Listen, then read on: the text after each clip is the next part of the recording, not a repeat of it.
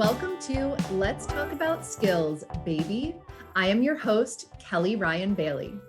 This week, I'm joined by Michelle Daniel.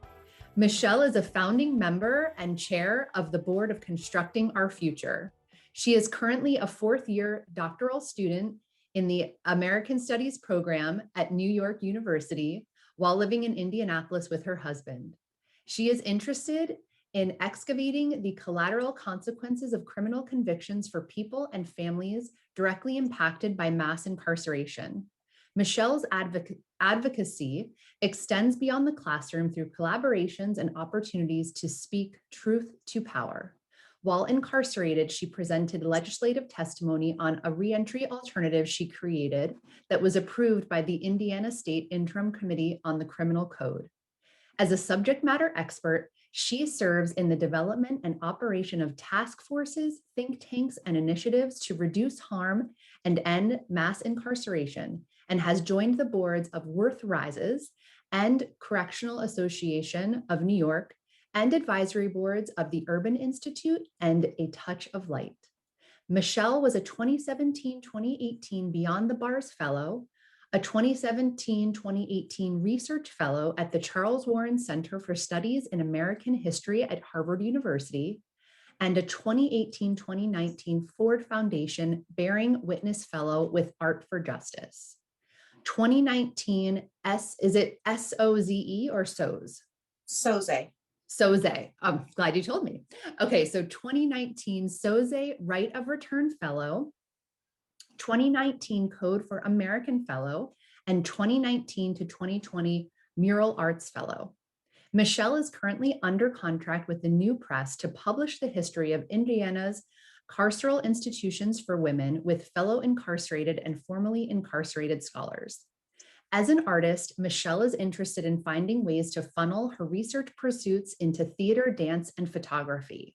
Her original play, The Duchess of Stringtown, co-authored with Anastasia Schmidt, was produced in December 2017 in Indianapolis and New York City.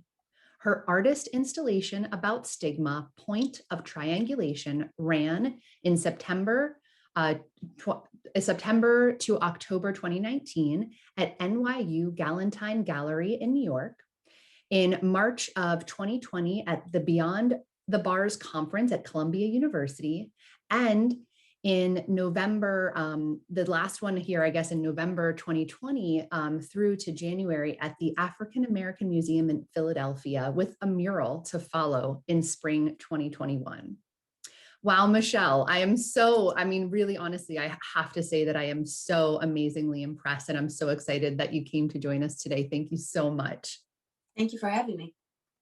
My pleasure. So, I just want to jump in. I know like these highlights are absolutely amazing in your journey, but I would love to just hear a little bit more about sort of what's led you here today before we jump into talking about constructing our future a bit more. Sure. So, well, thank you. Very honored and pleased to be here with you this morning. I was a girl who was born and raised in Indianapolis, Indiana. I was born to a mother with a single parent home who had particular challenges in parenting. My brother was left home when he was 17, and I was removed from my mother's home as a teenager, and I grew up in the system. I went from foster care to the guardian home to what was it? The guardian home, and I ultimately ended up matriculating, turning 18, and a group home. Mm-hmm. And I had a son, and I wasn't able to parent well either. And as a result, my son passed as my failure there as a parent. I spent 20 years in incarceration, over 20 years in incarceration, for failing to parent my son well. He died in my care. And that was some deep spiritual, emotional trauma and work that took me years, decades to deal with. I felt unworthiness. I felt self-hatred. I felt shame and guilt. I felt abandoned by my parent and family. Um, and so coming back from all of that loss, um, I was also married at the time and near the end. And so I lost the husband and all of this that happened. Um, and I suffered significant trauma and abuse from him. And so getting to the other, climbing up to the up that mountain of trauma, pain, and loss, and getting up to the other side so that I could look out on to the world um, required tremendous intensive um, therapy and support. I found in my community, in the Black community, two Black women who became my mothers. In fact, and they helped me through the the trauma. They parented me. They loved me.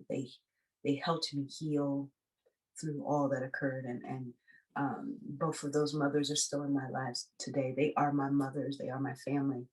I would not have made it without strong Black women in my life um, who came alongside me when I was most fragile um, and most wounded from life.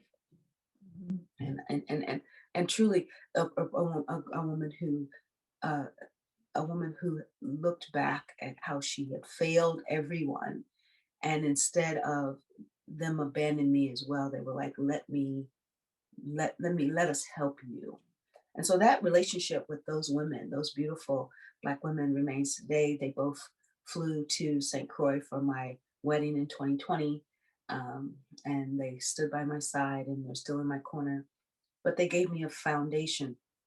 They helped reinforce a spiritual foundation as well as a community oriented foundation that said, to whom much is given, much is required. Mm. And as I was given much from them, I was able to, after 20 years of incarceration, not only just lift my head up and survive incarceration, I was able, through their support and their love, I figured out a way to thrive in a carceral setting. And I would not have done that or been able to do that without those powerful Black women. Hmm. Wow. Well, first off, thank you so much for sharing this story. Very personal story, of course.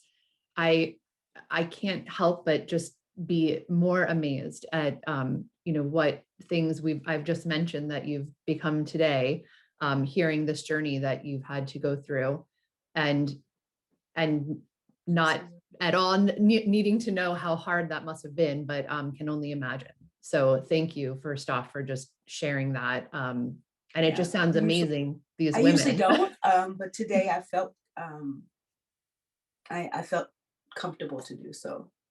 I'm so glad that you did. And sometimes sharing our stories, right, can help other people that maybe it's not the exact same place they are in, but they may Right. be in a place of struggle as well. And just knowing that other people out there, it's not always what we see from the outside, right? Absolutely. And struggle's relative. Someone can come, someone can be completely, have their lives turned upside down by a major illness or a temporary incarceration or a Right. loss of a family member. So, struggle's relative. Struggle's relative.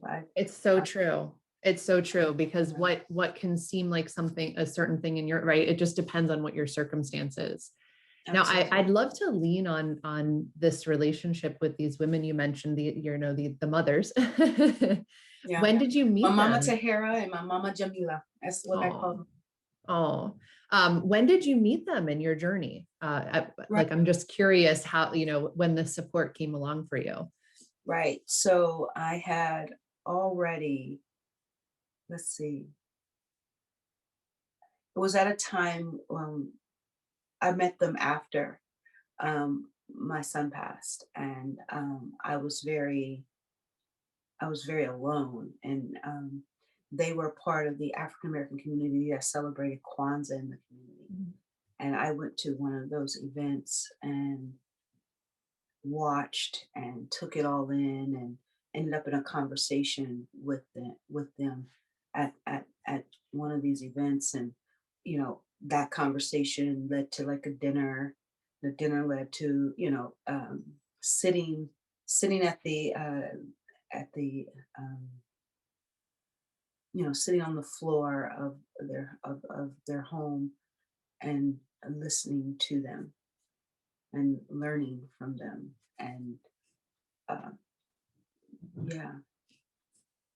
That's amazing. I can only imagine. Well, I think as you might expect, that we all, like you said, we all have our own struggles, and not that mine could at all compare in any way, but it's very touching to me because I'm also someone that had to come out of a deep, dark place at one time. So to know what you must have gone through in that sense, and to know the support that these women must have been for you is quite amazing. But even for me to think of, and this is kind of through my own journey, which is why I started this podcast, in all honesty, was because what I realized was the skills we build through challenging moments in our life are actually the strongest skills that help us be most successful. And I can, just the perseverance of going through what you had to go through was just that alone, and imagining all the other things you must have learned through that is quite amazing. I know that I wouldn't be the woman who I am today had I not had their spirit and their support. Many times I wanted to just give up, and I would be in conversation with one of my mothers, and actually my mama Jamila, she would say, I would call her and I would be just overwhelmed by incarceration and everything that had gone wrong, and feeling it and living in it and hurt and and she would say, oh Lord, she would say, sweetie, you have 2 minutes to whine and complain. And then I want to hear about what you're doing. Right. She helped reframe your mind, it sounds like, right? Right. And I was like, oh, okay. And then it made me like go, what's the worst thing I want to spend my 2 minutes on? It made me reframe. But and also when I would talk about those things, she would be like, how big is your God? And I would say, what are you talking about? She's like, you need to grow your God.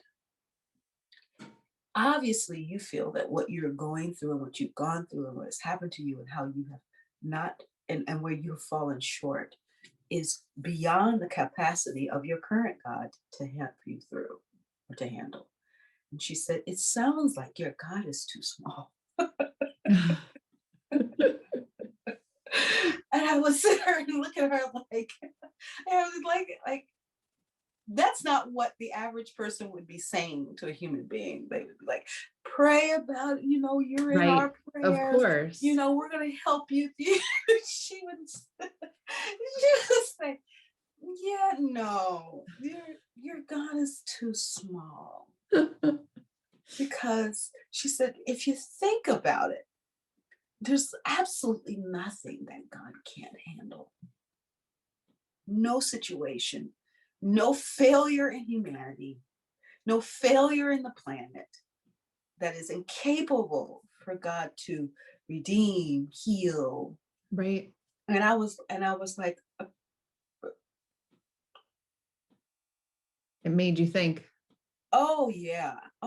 And so today I have a spiritual foundation. And I'm not my belief system is not something that you put in a box. Mm-hmm. It doesn't fit. You can't buy it off a shelf. It is a hodgepodge of traditions and practices that I have put into place over the years and have been proven to work for me. Mm-hmm. And so I don't have a cookie cutter Christianity or a cookie cutter faith.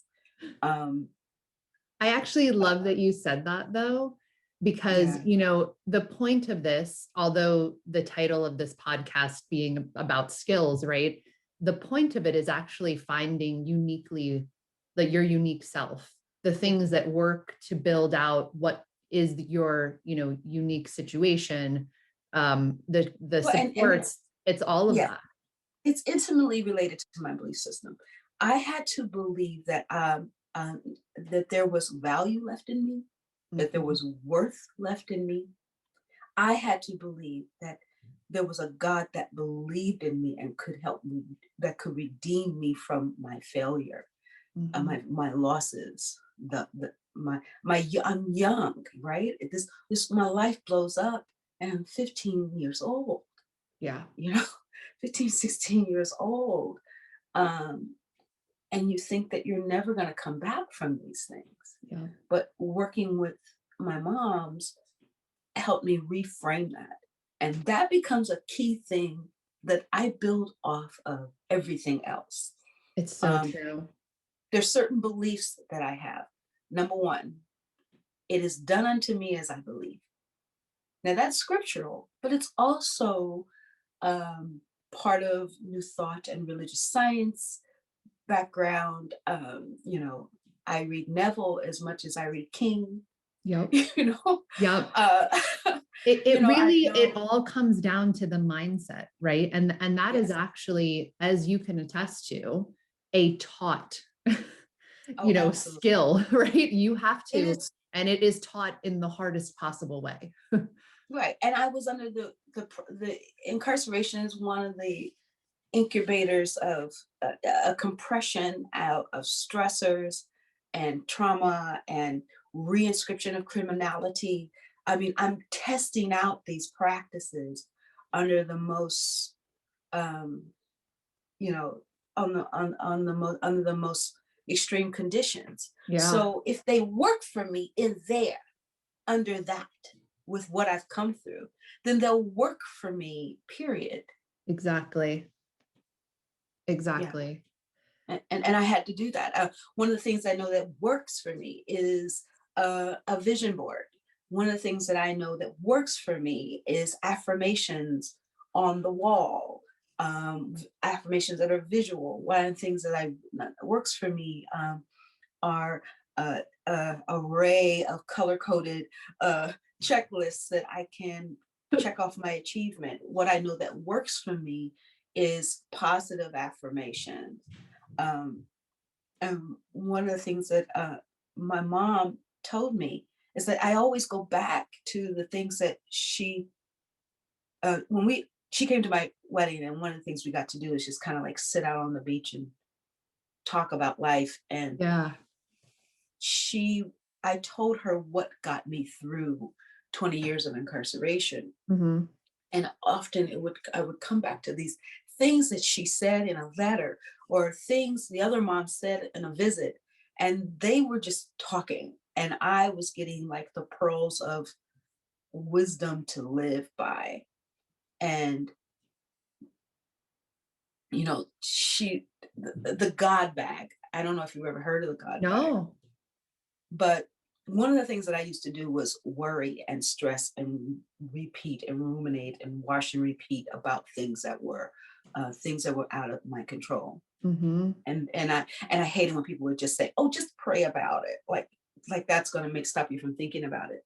And so my mom sent me in this thing called How to Create a God Bag, Hmm. and you just get a funky old bag, and you put on it, you put a date, you put what the worry is, Hmm. and you have this thing of folding it up, putting it in the God bag, tying the bag It's up. the whole, yeah. And it's literally the physical, mental Yep. hand Release. push, releasing things into God's hands Yep. in this bag. And so that it actually, the practice of it actually took some of the day-to-day worry and strife and uncertainties of life, Such a worrying, great not knowing idea. what's going to happen. It Yeah. took it out of my physical body, and this practice of using this God bag. And and we talk about it now. She was like, you have to. you still use a God bag? Like she thought that Yeah. it was And but she actually didn't realize how fundamental this right? was. These are like the daily practices that help keep you right from going down. Yes, That's the way that I look at it, because life just has its ups and downs, right? But we have to absolutely. learn the most important. And it's funny that you say this, like I actually really like that idea. What I do is I write down, because I think so many of us, so many people listening in today will 100% resonate with many things, but especially what you just said. That's just, it's so common.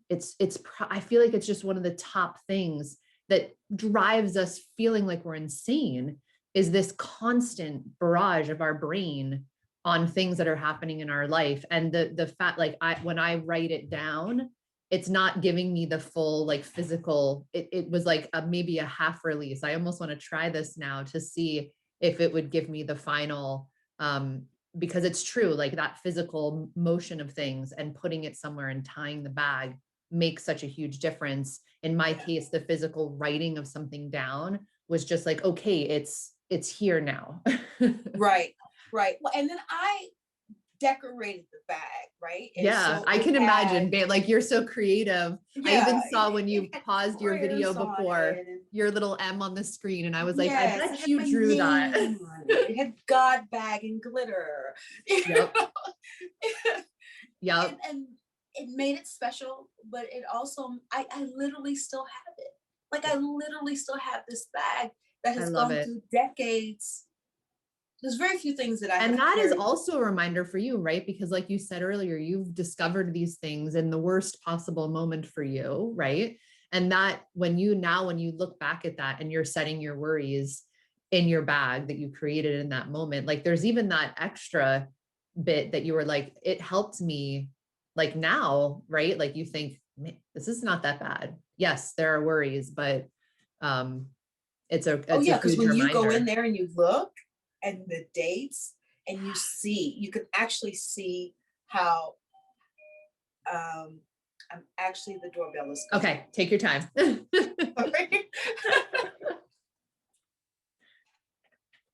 Honey.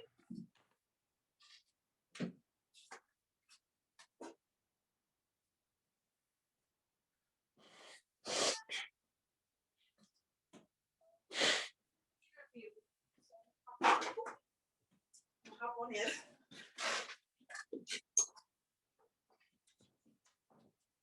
Okay. Yeah, it's our contractor. Nope, it's all good. You gave me a chance to blow my nose. Okay. I am just such a crier. It's awful. And then add my runny nose to it anyway. Yeah, yes. So what was I talking about? So we were talking about when you look back into the God bag and the dates and what you wrote. Yeah. So when you look up, and that's the best part, right? So years have gone by. you Mm-hmm. and I got to the point where I was like only putting in there like the truly, like I can't solve this problem. This is out of my hands type of worries. And it Yeah. was amazing to come back and see things in there from 97, 99, and because I really started looking at it after when I got home. And I Yeah. thought, wow, that was resolved. That was resolved. That wasn't resolved how I thought it would be, but oh my God, that was resolved. And it's its own joy. It's its own celebration moment, to see how uh, God will work things out for you, Mm-hmm. and how people will be brought into your life. Like, oh my gosh, this wasn't solved the way I thought it was, but I met this person. This person came in my life, and then da, da, da. And you're like, wow, like It's a miracle. it's an amazing way to look back. And I Mm-hmm. love seeing things with my handwriting. My handwriting has changed over the years, I and bet. that was interesting to see, right? Decades of just kind of like my journey in prayer. Yeah. Yeah. No, that must be me. I mean, like this, I almost feel like this for you is just going to be something that in my mind, now that I know you're so creative with things, I can 100% see you like writing the most amazing book I've ever read. I have a desire to write a book. I mean, we are writing a book on the history project right now. You Yep. know that. But I do have a desire to write a book.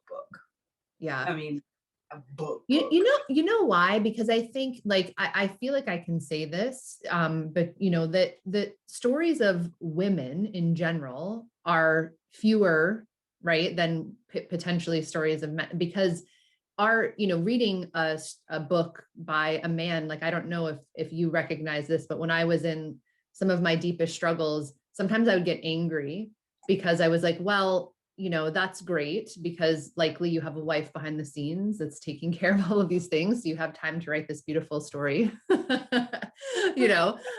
But it's like, not only were, you know, women sort of resonate in a different way in general, but then of course, like if we don't have stories out there by people that we can really resonate with, you know, and we talk a lot about, you know, young women needing to have people to look up to that also sound like them and look like them and, you know, have had struggles that they've had so that they can understand that they're not alone. Like there's so much power in knowing that you're not the only one.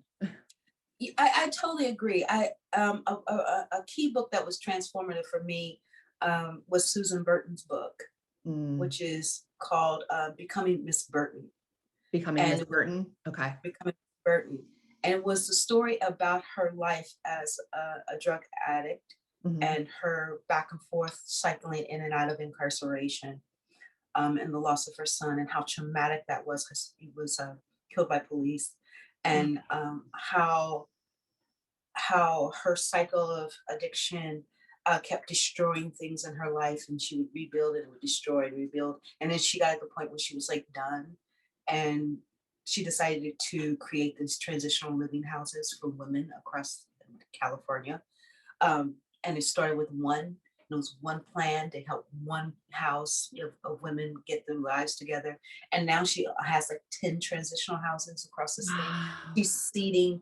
She's seeding transitional houses across the country with her safe housing network. But I remember when I read her book at a time when I was trying to step out. I was planning for my release, and I had just signed my contract with NYU, and I had in a moment, I was in a moment of being shook by fear, like, crap, am I really going to do this? Am I gonna really do this from being inside to going out into the world? Yeah. Oh, I lost your audio, Michelle. Michelle, can you hear me? Hold on. Wait. I can't hear you. Oh, wait, there it came back. It came back. Okay. So I lost my phone rang and I saw my phone ringing. Yeah, so that probably is what happened. No problem. You were right at the point where you were about to say, am I really going to do this? Right. Okay. So like there's this, I've signed this contract. It's gone out. It says that I agree to certain things as this graduate student. I'm going to go into this program in New York.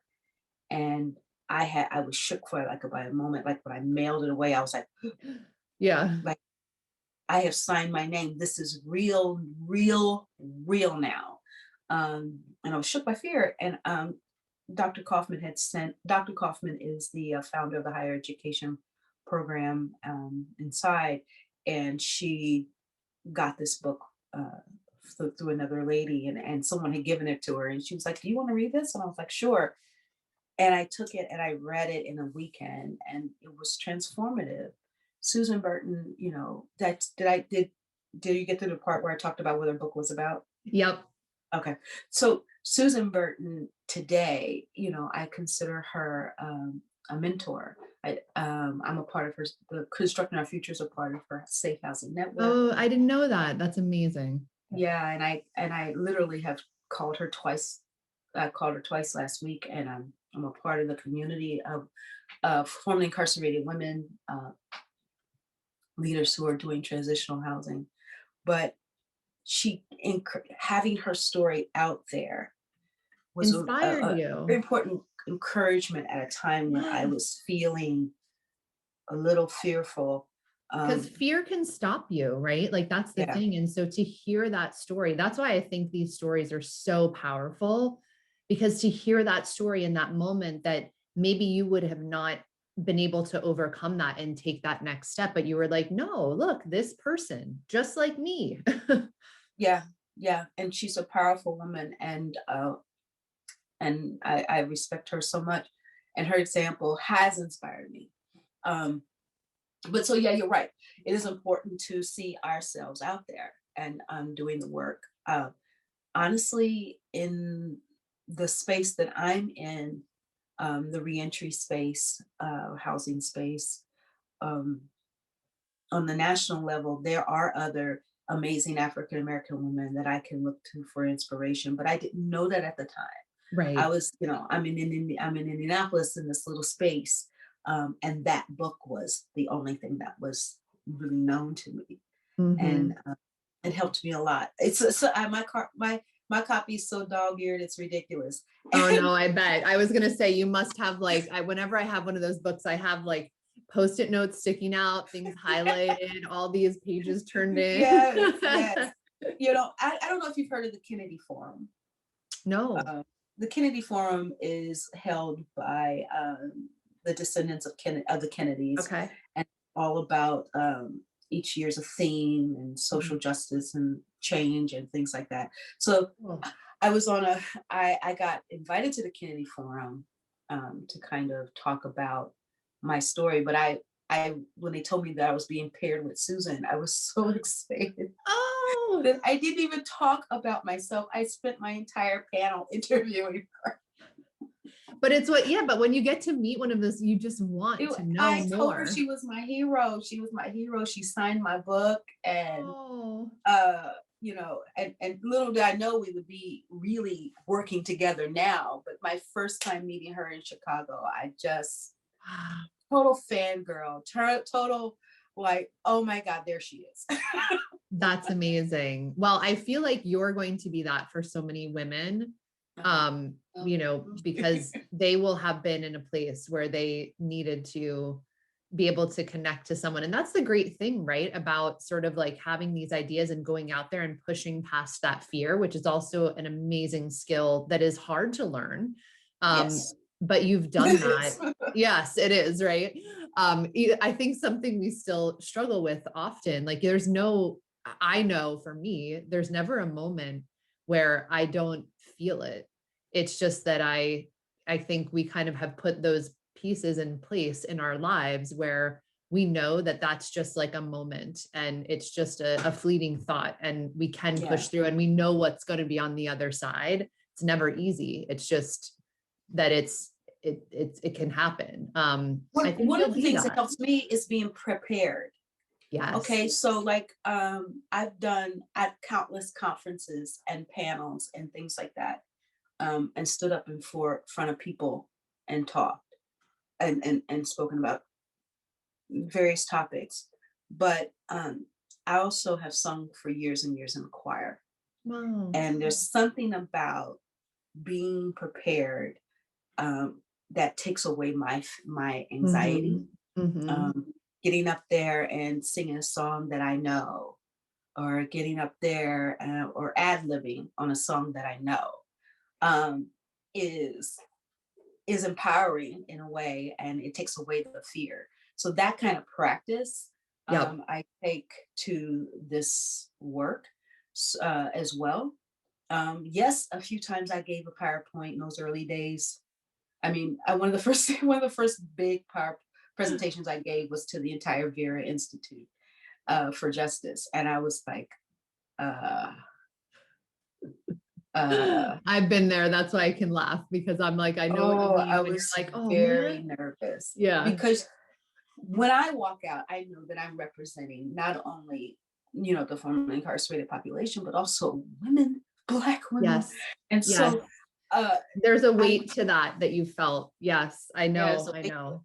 it's like, are they going to give other women like me opportunity if I mess this up? So the weight is Right.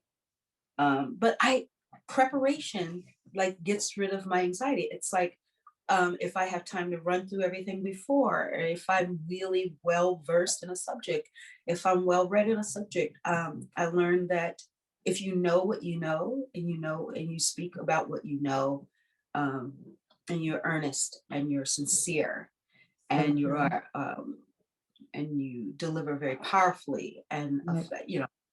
then you can do, and you can do, I'm telling myself in the mirror, you Yep. can do this. Yep. You know this stuff. You do not need to be freaking out at this moment. No. And nothing's ever perfect. Like that's always such a No, good reminder when you're preparing too, because, as no, much as yeah, you can possibly prepare, and for the most part, especially if you're doing something like a live presentation, it doesn't always come out, verbatim. Of course, the more you practice, the more you've, slightly memorized things, but it's sort of like, but then when you've probably already set that worry off in your God bag, right? Or like metaphorically, the thing is that it comes out the way that it's supposed to. yeah. And I stopped worrying. I used to like, okay, like, I in the early days, like so when I first come home, some of the bigger events like Harvard and things like that, I just, I obsessed to I freaked, I was worried to the point of anxiety. And I was like, no, stop this. Yep. Like shake yourself. You know what you're talking about. Yeah. And I had to, it took maybe a couple times of kind of being a little shaky, but also I noticed that once I start doing it, I'm much easier. You're better. Yeah, I like suddenly like the anxiety just like drops all the way out. Like I'm like, oh, I'm doing it. Yep. I'm actually here. You're in there. And when you're passionate about something too, that's the thing, is like as soon as you Oh, start yeah. doing and you have that passion, all the other things fall away. So I love that you've kind of, and I agree with the preparation part. That's one thing that, I do a lot of public speaking, and that's the same way. And I will, most people laugh, but like part of my preparation is I write out everything. If it came out the perfect way, like I write it out and I edit that and I practice. Now it doesn't end up coming out that way, but there's a comfort level in me knowing that I've prepared, I've put everything down. I've practiced, I've done and that's the way, but again, everyone has their unique way of feeling very comfortable. And they should take the time to find that, and it will be okay. And I noticed that when I'm on a comp panel with people I don't know, one of the things that can take away my anxiety is if I actually, before we get started, like meet Yes. them, Yes. shake their hands, talk to them, and get a familiarity with them. And suddenly, sometimes they'll actually confess that they are also nervous. Yes. And they are, and suddenly we're holding each other's hands, and we're all in this together. We're going before these 300 people, and we're going to make it through together. We're a team. But it takes being a willingness to kind of step out there and be the first person to speak, because a lot of people we're they're like also scared. Head, man. Yes. We're all in our head. It's so true. And we're all just like, I laugh too, because I'm like, we're all just regular people, right? Like just because you might look at someone like you probably did with, was it Susan? Susan Burton. Right. When you met her, you were probably like, oh my gosh. But for her, she's like, I'm just normal too. She is. And she will tell you that. And it's like, oh, okay. It's so funny. Yeah. So did you it feels like now that I've heard this, and I feel like honestly, we could talk forever in all honesty, but I really want to make sure that we hone in a little bit on constructing our future, because I really think the work that you're doing is amazing.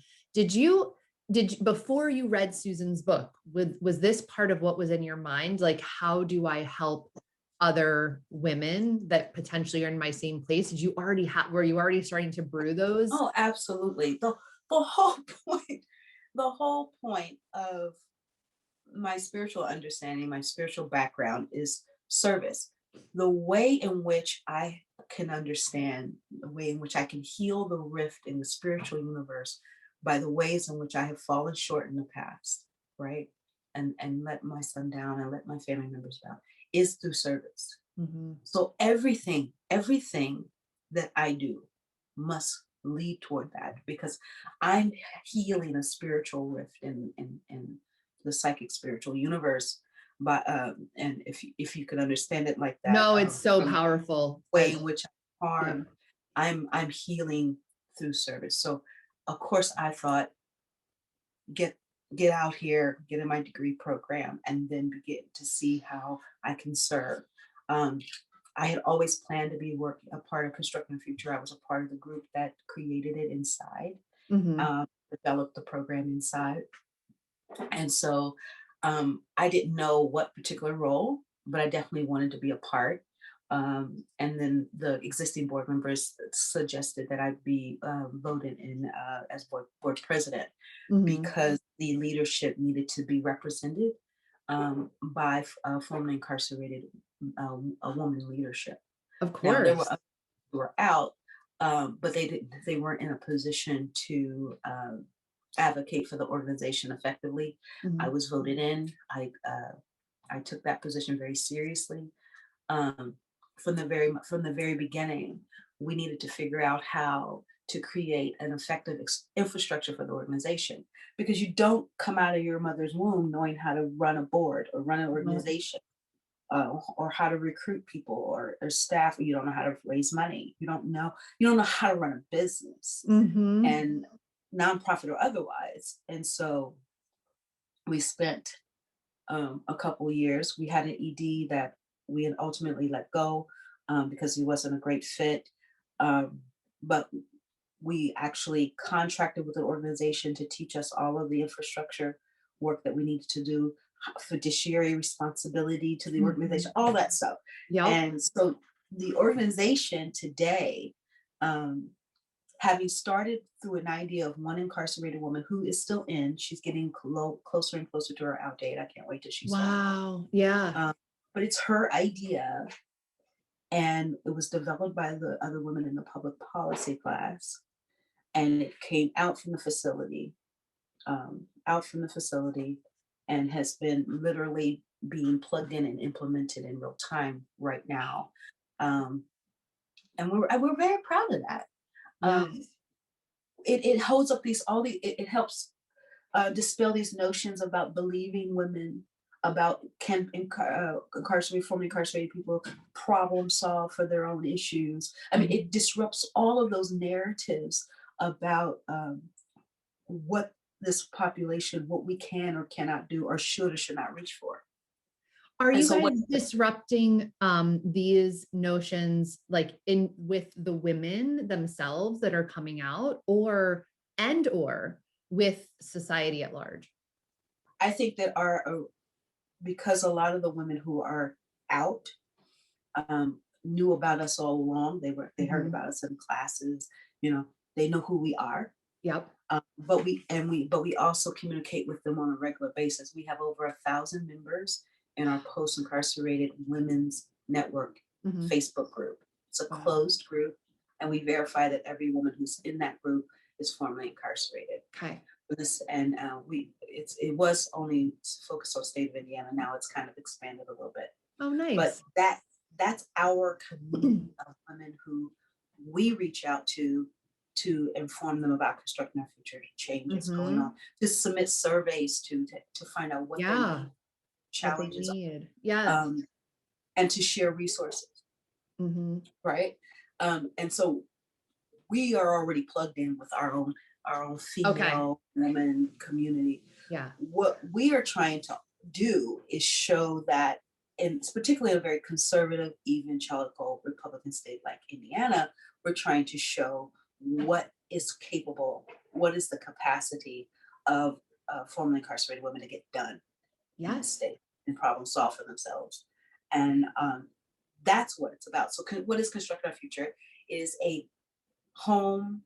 It's a transitional, safe, welcoming home for formerly incarcerated women, that when they are in Constructing Our Future and living in our home, they have two options of an educational track or a Mhm. construction track, so that they can either finish a credential that they started in prison or before and didn't Mhm. get done, or they can go the vocational track, because there are some vocational programs that are inside, Mhm. but maybe they're not in a place where they can go right into an apprenticeship or a journeyman situation.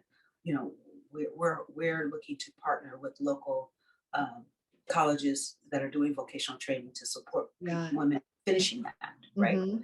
Um, and then and then in terms of their other needs, we're partnering with local organizations like Pace Indy that will do their substance use support, that will do some Yeah. of their career assessment That's support. great. And and so what we're going to do is do what we do well, provide that Mhm. safe, welcoming home environment, allow women to do reunification with their children there, allow them to not have to worry about um, being unsafe at night and living in a living situation that isn't secure, Mhm. and allow them to moment to breathe and then support them as they figure out how to create the capacity to sustain themselves. Mhm. That's what constructing our future is all about. Um, Amazing. and that's what we're doing. And We I love that, just like this is it, this is such an interesting point. I think that a lot of organizations, right? You know what the strength is and what the focus is of the organization. And then you look for partners to bring in pieces that are their the rest. strengths. And I think, this actually is such an interesting notion to me for so many reasons, because I think I get to talk a lot about like future of work. And when I think of like this future world state, I think organizations, the structure of sort of like, whether again, it's nonprofit or for profit, I just think this notion of, honing in on what your true strength and passion is and partnering is going to be it's sort of going to be this new way, right? Yeah, I think everything will be plug and play, but I Yeah. think that the capacity to create, MOUs that are customizable based on individual organizational needs is going to be the wave of the future. One of the things that we're going to do then is in our partnering with one organization, we will partner with another to allow their women to come through us, and we Yes. become a place where women can funnel in through, right? And Wow. so it's all possible when you recognize what your strengths are and what your limitations are, and you get yourself out there to meet people, learn what they're doing. A lot of organizations out there are niche organizations, and Mhm. they're not large enough to supply all of the needs of a reentering person, but they do have a piece, and you can Right. plug into that piece. Right. Um, And it's just like and I think now that you're talking about also like finding these, because we sort of talked about this earlier, right? How you were given this book, and and you didn't know that this community existed, and then you sort of like fell into, wow, I have all this, like these women that are supportive. I had no idea. And right, now in this case where you're talking about these very small organizations that exist, like how do you guys find each other?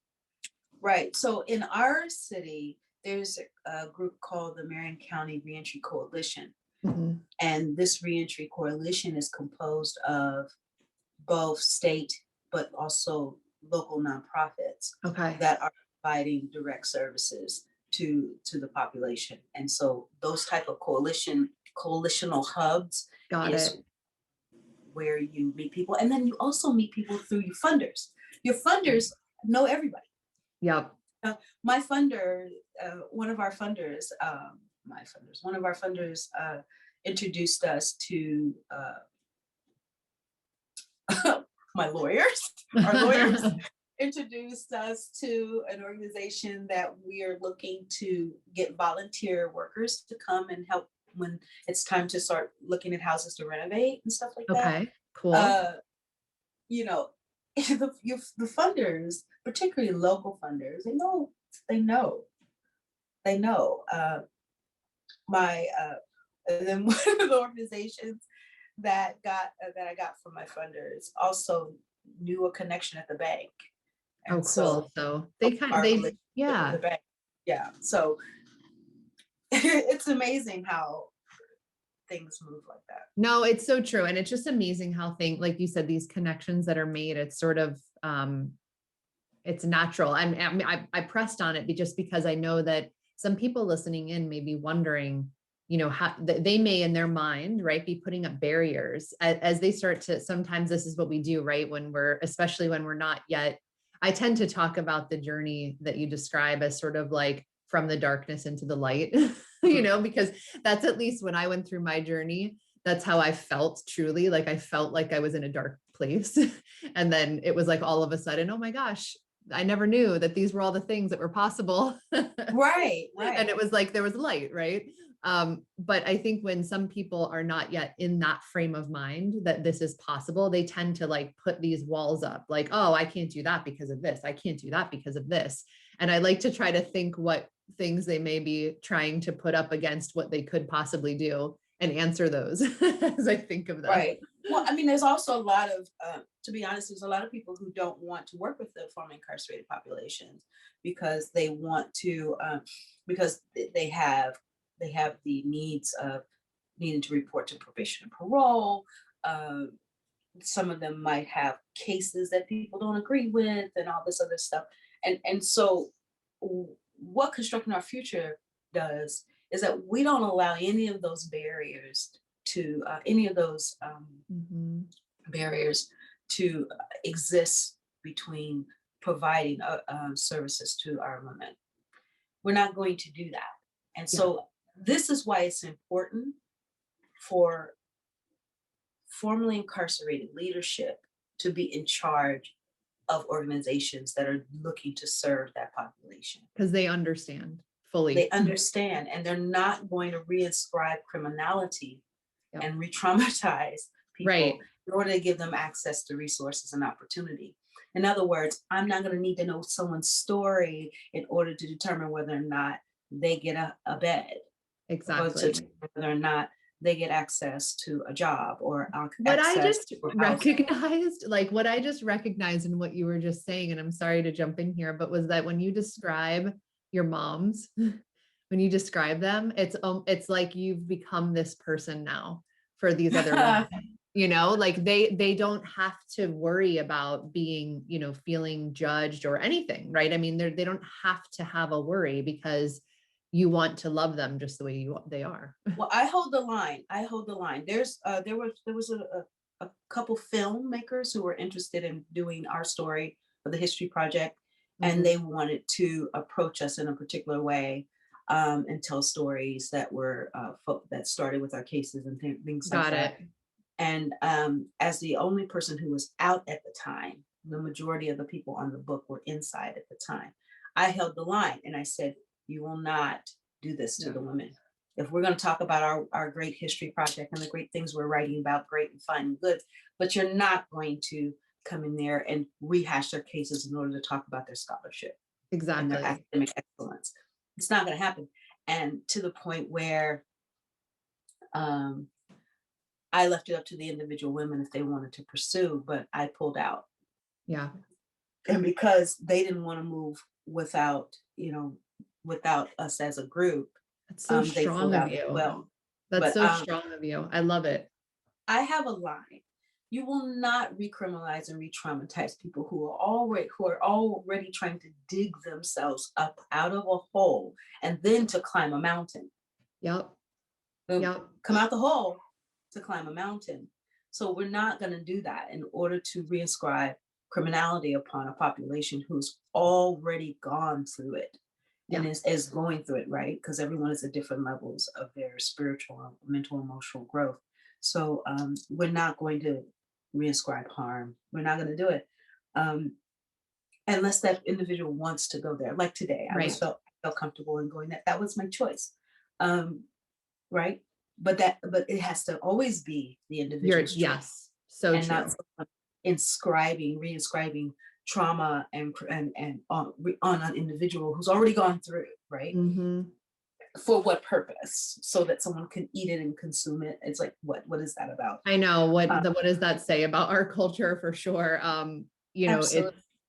And in all honesty, like I take, I think it's so powerful when someone is comfortable at that point in their journey to share their story, because that's the kind of way that we help others, because they can see it for its true light and not from an entertainment perspective, right? Like they will find it because that's what they're looking for and that's what they need at that moment in Right. time, and not bring sort of the right people. I wonder, and just because you mentioned this, I hope you don't mind if I ask that, like, I wonder if you have this feeling of like, I really wish that people just didn't have a stigma around, or have something in their mind that is already set before they even know. Right. I think that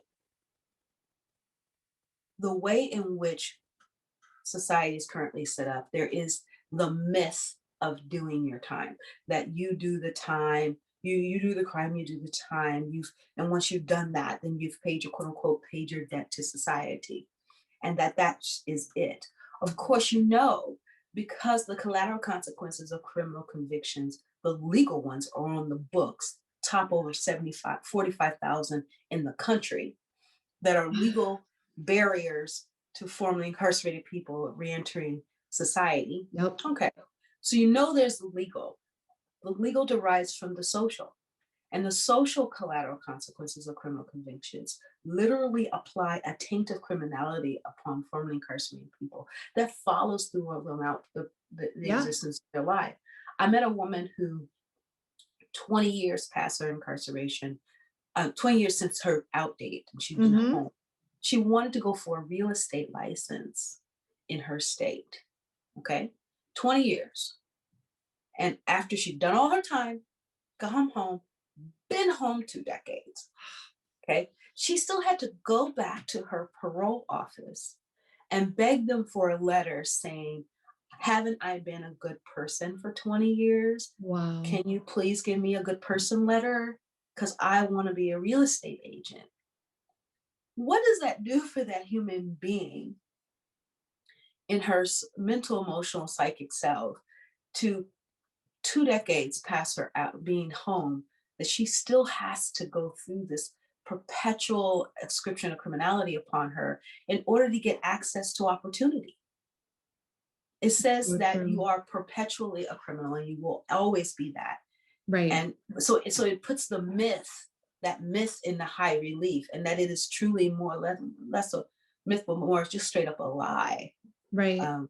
for us. And so my job is to not cause any harm to women who are being served by our organization, to ensure that they don't go through that as they seek resources and opportunity while they're a part of Yeah. constructing our future, And until we can change it.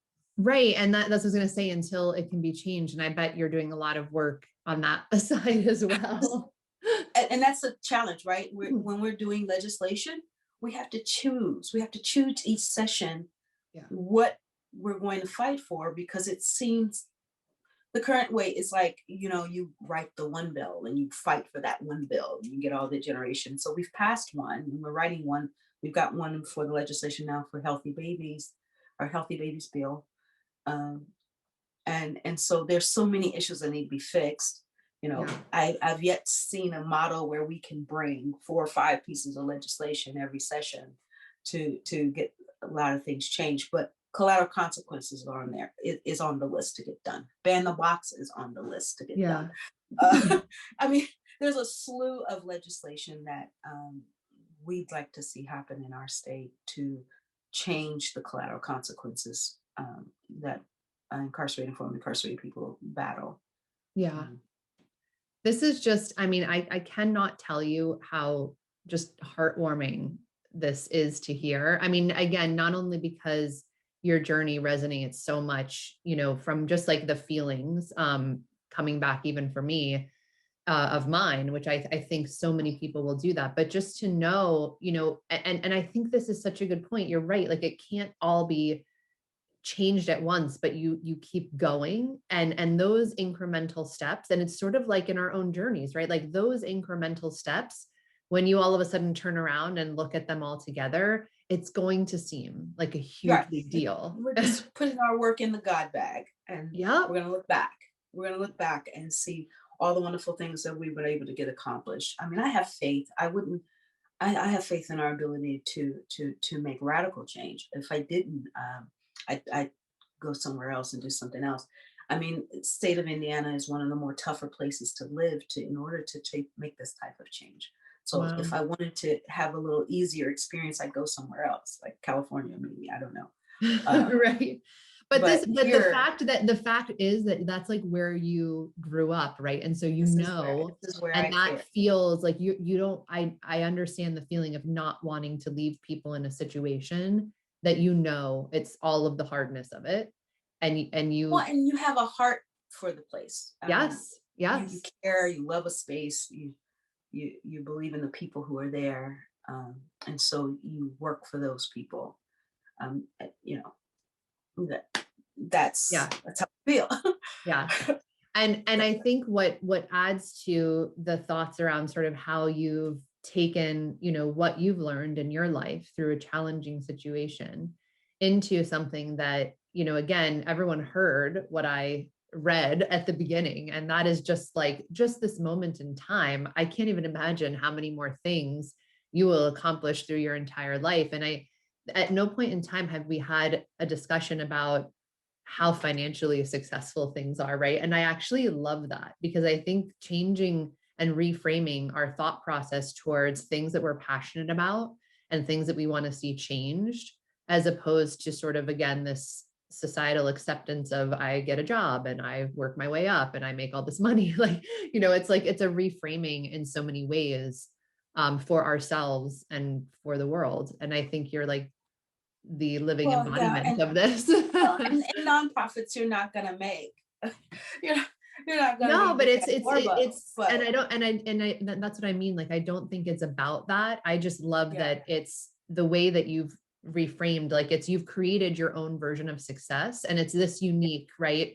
Taking uniquely what is yours and making it into something like you've really, and I applaud you so much for this. And I see this as being the way a lot of people are starting to reframe their own reality is, it's not easy, but as you can see, like it's so worth it. Well, well, because your heart, your life work should also be heart work. Yeah. It should be heart work, and so it should um, it should be doing some spiritual heart work for Yep. you. If it's only drudgery and burden, you are going to shorten your lifespan. Yep. Yep. You're going to shorten your life. So, I have a lot to do every single day, but I remind myself that this is the life I wanted. yep. And I have the life I want, a life of advocacy and service and education and instruction and constant learning and partnership and collaboration and, you know, spirit and dance. And so And I have the all of life. the, yeah. And you didn't, like, I love how you've just taken all the things that, right. And just like made that, and you followed all the things that warm your heart, and you it shows, it really does show. So if you could say, I'll leave you with one last open-ended question for our time today. If you could pass on to anyone that could possibly listen to this, and hopefully it will get out there because I think it will be so helpful, what would be the one last thing you would share to people, whether it be on the personal, professional, it is up to you. Mm. I would say, to whom much is given, much is required. And if you look about your life and you see that you are required to give. Much is required of you, much is being asked of you. You are not, you haven't been given just for your own personal enjoyment. Much is required of you beyond yourself. And when you find what that thing is that you're supposed to be doing for others, you will have a warmer heart. You will have a lighter heart, and you will sleep better, and you will get more joy out of life, and you will laugh so much more. And your life will be far more rewarding. My mother told me to grow my God, and it was the best thing she could have ever and told me to do but more importantly, it was the best thing I did for myself. I feel like I belong now in a way in which I didn't feel before. I have taken up my space in the planet, and it feels good. And so I think that that's what I would tell people. That's I'm getting teary-eyed again because it is so meaningful. Thank you. Thank you. Thank you. For those of you that would like to follow Michelle, I just want to let you know that she is available. Michelle Daniel. She's on LinkedIn. She's also on Twitter at COF_Michelle with 2 L's. And she's also on Instagram at Michelle_the truth. And Constructing Our Future you can find more information about them directly on their website, constructingourfuture.com. I highly suggest you check them out, support them, join them if you are in a position to do so. I think it would just be amazing to continue to grow this. And of course, as you said, to potentially other regions as well that could use this kind of help and find your passion and do the same thing. Absolutely. Like I said, we're on the verge of getting our first house, and we are absolutely ecstatic. And to 2021 is our year. 2021 to 2021. Well, thank you all for listening in to Let's Talk About Skills, Baby. We really appreciate the support. Of course, if there's any feedback, suggestions, anything else that you'd like to hear through our channels, just let us know. Michelle, again, thank you. This has just been a wonderful, wonderful conversation. And we hope you all have a wonderful day.